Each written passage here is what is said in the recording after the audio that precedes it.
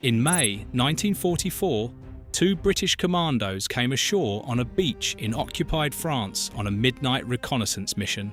They were captured by a German army patrol within hours. Under Hitler's standing Commando Order, they should have been handed to the Gestapo and shot. Instead, they were blindfolded, driven to a chateau, and one of them, Lieutenant George Lane, was led into a galleried library where a field marshal rose from his desk, shook his hand, and invited him to sit down for tea. The field marshal was Erwin Rommel, the only Nazi general most people can name, and the one Winston Churchill ever stood up in the House of Commons and called openly a great general. But the man behind that afternoon isn't a historical accident. He's the single most successful piece of wartime propaganda the Second World War ever produced. And the operation didn't stop in 1945. Start with something that actually happened. On October 18th, 1942, Hitler signed the Kommandobefehl, the Commando Order. The directive was straightforward. Any Allied commando captured anywhere, in uniform or out, was to be handed over to the SD and shot. No surrender, no prisoner status, no trial. Only 12 copies of the order were distributed inside the Wehrmacht.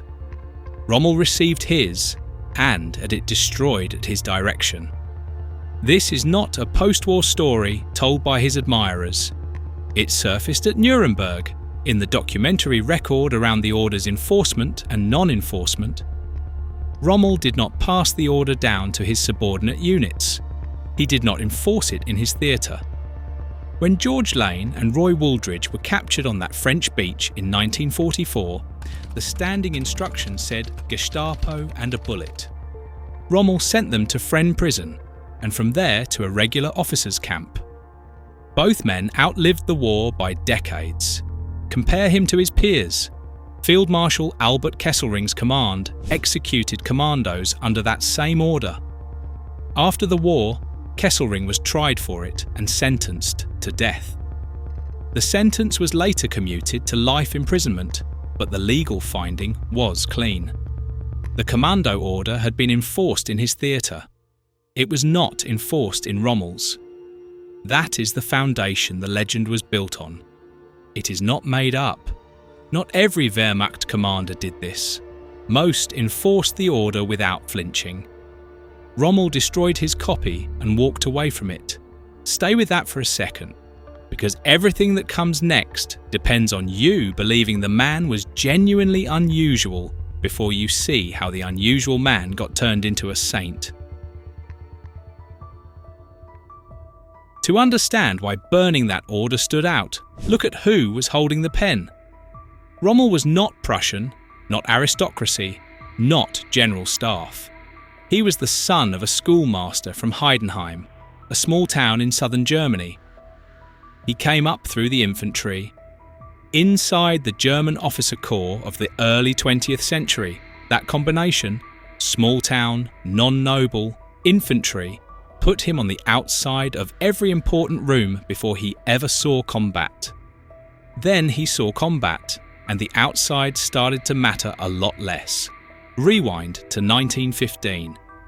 Near Apremont, in the Argonne forest, a young infantry lieutenant crawled roughly 100 yards through French barbed wire, alone, took 4 bunkers, held them against a battalion counterattack, and withdrew with his men intact. 2 years later, at Caporetto on the Italian front, he captured something close to 9,000 Italian soldiers with a unit that should not have been able to capture 900. Imperial Germany awarded him the Pour le Mérite. The previous recipients of that medal were almost exclusively generals and senior staff officers. Rommel was a lieutenant when he received it. Then in February 1940, with no armour experience, none at all, and against the explicit written recommendation of the Chief of the Army Personnel Office, who wanted him given a mountain division more suited to his infantry background, Rommel was handed the 7th Panzer Division. The man with no tank training was given Germany's most modern weapon. He was an outlier in his own army before he was a legend in anyone else's. That distinction matters more than it sounds. It is part of why he was so useful later to people who needed a face, and part of why the face was so convincing.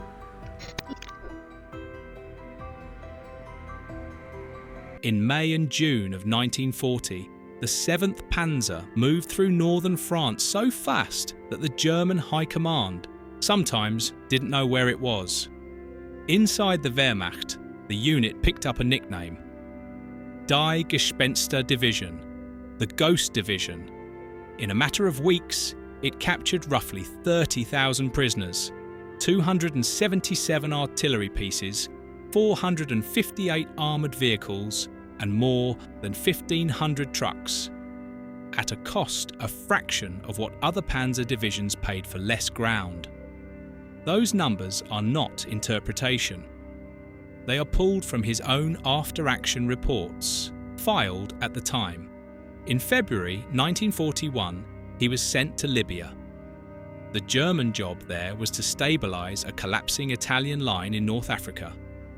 Defend no more. Rommel disobeyed the standing order, attacked within days of stepping off the plane in Tripoli, and pushed the British back to the Egyptian frontier inside a few weeks. June 21st, 1942. Tobruk fell. 33,000 British and Commonwealth soldiers surrendered in a single engagement. Hitler promoted him to General Feldmarschall. He was the youngest field marshal in the German army. The British called him the Desert Fox. They weren't being sarcastic. January 27th, 1942, 5 months before Tobruk fell. Winston Churchill stood at the dispatch box in the House of Commons during a vote of confidence debate. The 8th Army was losing in North Africa. The British public wanted to know why. And Churchill, in front of Parliament, on the record, said this about the man beating his own army: "We have a very daring and skillful opponent against us, and may I say, across the havoc of war, a great general." Across the havoc of war, a great general, said in public from the floor of the Commons about an enemy officer who was at that moment driving British troops backwards across an entire continent. This is the legend at its altitude. Sell it to yourself completely, because the next part of this video only works if you do. Everything you just heard is true. He really did burn the Commando Order. The Ghost Division really did move that fast. Churchill really did stand in Parliament and call him great. The tea with George Lane really happened. None of that is being walked back. What follows is what almost nobody learns. By July 1942, while Rommel's Panzer Army Africa was pushing across the Egyptian desert toward Alexandria and the Suez Canal, the SS had already assembled a separate unit. It was called Einsatzkommando Ägypten, Task Force Egypt. 24 men in total. The commander was SS Obersturmbannführer Walter Rauff, the same officer who had previously overseen the development of mobile gas vans on the Eastern Front. The unit was staged in occupied Athens, equipment loaded, transport arranged, awaiting deployment orders. Its purpose, documented by the German historians Klaus Michael Malmann and Martin Schuppers from the surviving German archives, was to follow Rommel's army into mandatory Palestine and Egypt and carry out the final solution against approximately 500,000 Jews living in the region. The operational plan included recruiting local collaborators among Arab populations to extend the killing far beyond what 24 men could do alone. The unit was loaded and ready to move. It never deployed at all. The reason it never deployed is not that Rommel refused to allow it. There is no documented contact between Rommel and Rauff's unit. there is no surviving evidence that Rommel even knew the operation existed. The reason it never deployed is that Rommel lost the Second Battle of El Alamein. 11 days of fighting, October to November 1942. The Panzer army was broken, the advance reversed, and the corridor from Athens to Cairo to Jerusalem closed behind him as he retreated. His clean reputation, in real and measurable part, is a downstream effect of his military defeat. The Holocaust did not reach Cairo because Rommel could not. The opposite of every other general framing requires him not to have won. Hold the shape of this carefully. The unit existed, the plan existed, the operational corridor existed. The killings would have proceeded with local recruitment regardless of whether Rommel personally raised an objection, because he was never asked. What kept the operation off the map of the war's completed atrocities was the British 8th Army at El Alamein, not the Field Marshal whose advance the Einsatzkommando was waiting to follow. It was prepared and he lost. That is the whole point. The opposite of every other general label did not build itself. As early as 1941, before Tobruk, before the major desert victories, before most of what people now remember when they hear the name, Hitler personally instructed Joseph Goebbels to elevate Rommel into a popular hero. It was a propaganda ministry decision, signed off at the very top. Rommel was one of only 2 soldiers Hitler ever picked out this way for hero treatment. The other was Eduard Dietl, the snow hero of the Norwegian and Finnish campaigns, and almost no one remembers his name today. Goebbels obliged on Rommel. The 1941 documentary film Sieg im Westen, Victory in the West, featured Rommel personally reenacting his 1940 Somme river crossing for the camera, in uniform, on location. By early 1942, Goebbels was writing in his own diary that Rommel continues to be the recognised darling of even the enemy's news agencies. That last part is the key. The British press picked the myth up and ran with it, partly because losing to a tactical genius was an easier story to print at home than losing to the Wehrmacht. A genius is exceptional. A genius is rare. A genius implies that your own side is otherwise winning, and just unlucky to be opposite one particular man. The Desert Fox label served British morale at the same time it served German morale, which is one of the reasons it spread the way it did. It spread too fast. And by the summer of 1942, the British General Claude Auchinleck, Rommel's actual opposite number and commander of the 8th Army, issued a written order to his officers, instructing them to, in his own words, stop altogether talking of Rommel. Inside British units, the cult of personality had become a measurable morale problem. Soldiers were attributing every German tactical move to one man, as if the Wehrmacht was unbeatable wherever he stood and beatable wherever he didn't. The Wehrmacht had successfully exported a hero through enemy lines. 3 regimes built this man. Nazi Germany built him first, deliberately, on Hitler's order.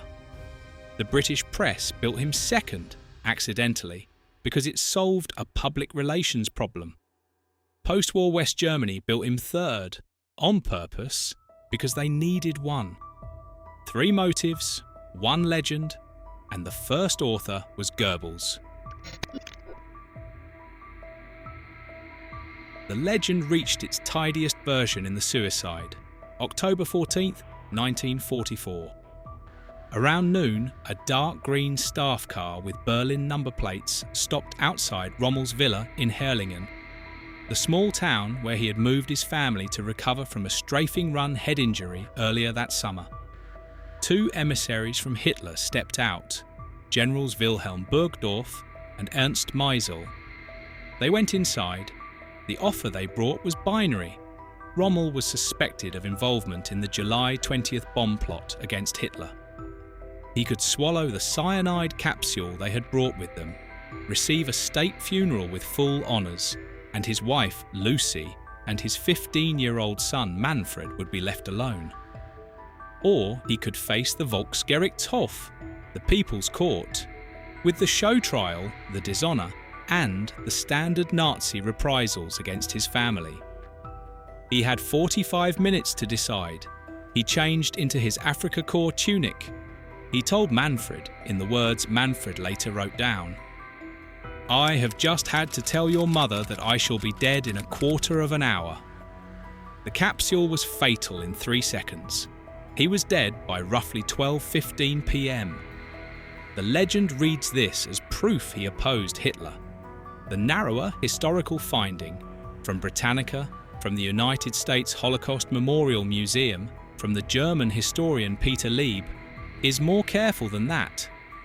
Rommel sympathised with removing Hitler from power. He opposed assassination as a method.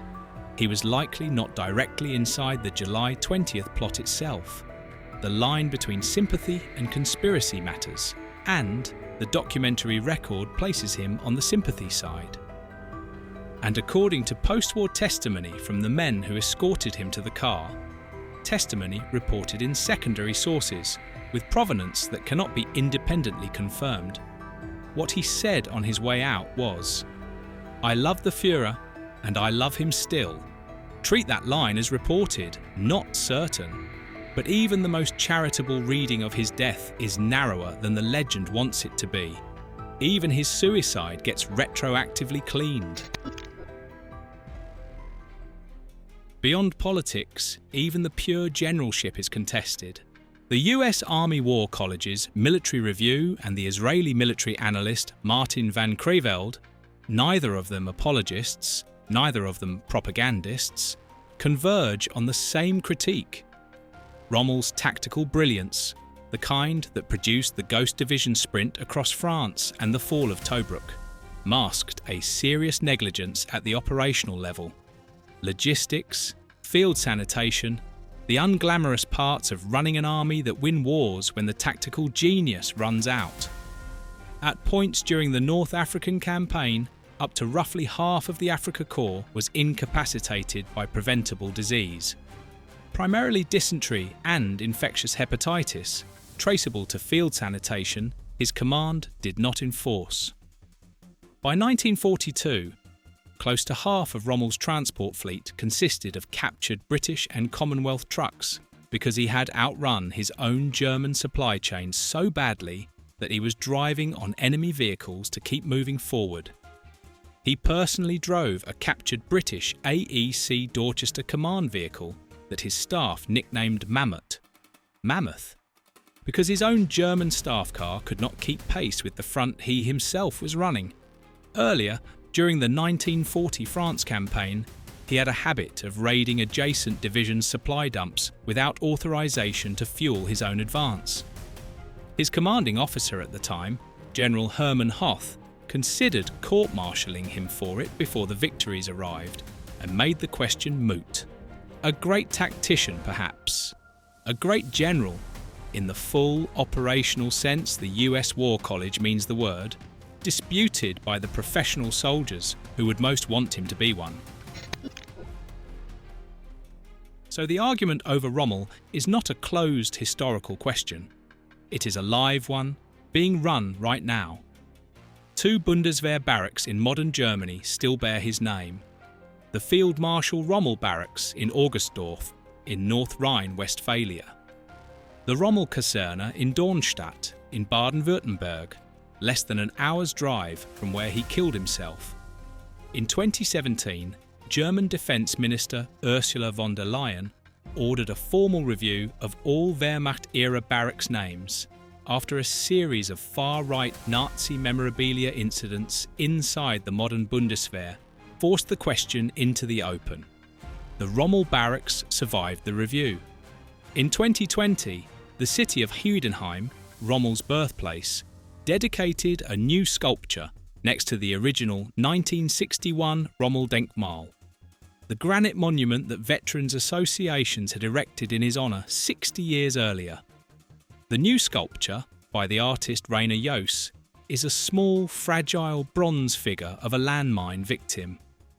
It stands at the foot of the warrior monument and casts its shadow upward onto it.